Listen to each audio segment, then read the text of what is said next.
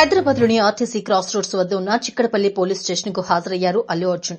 సంధ్య theatre వద్ద జరిగిన తొక్కిసలాట కేసులో సినీ నటుడు స్టైలిష్ స్టార్ అల్లు అర్జున్ కు సోమవారం చిక్కడపల్లి పోలీసులు నోటీసులు జారీ చేశారు. A11 నిందితుడిగా ఉన్న అల్లు అర్జున్ మంగళవారం ఉదయం 11 గంటలకు చిక్కడపల్లి పోలీస్ స్టేషన్లో విచారణకు హాజరు కావాల్సిందిగా పేర్కొన్నారు. ఈ క్రమంలోనే అల్లు అర్జున్ విచారణకు హాజరయ్యారు.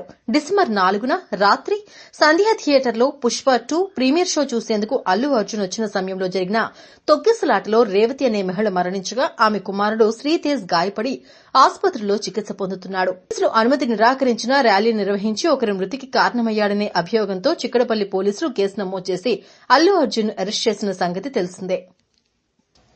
అయితే అల్లు అర్జున్ కి హైకోర్టు మధ్యంతర బెయిల్ మంజూరు చేయడంతో చంచల్గూడ జైలు నుంచి విడుదలయ్యారు. అనంతరం చోటు చేసుకున్న పరిణామాల నేపథ్యంలో పోలీసులు ఆయనను విచారించేందుకు సిద్దమయ్యారు.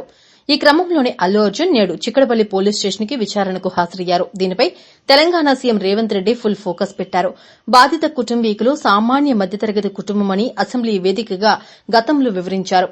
ఒక్కో టికెట్ 3,000కు కొని ఫ్యామిలీ మొత్తం సినిమా చూసేందుకు వచ్చి ఇలా ప్రాణాలు కోల్పోవడం తీవ్ర దురదృష్టకరమన్నారు. దీనిపై మంత్రి సీతక్క కూడా స్పందించారు.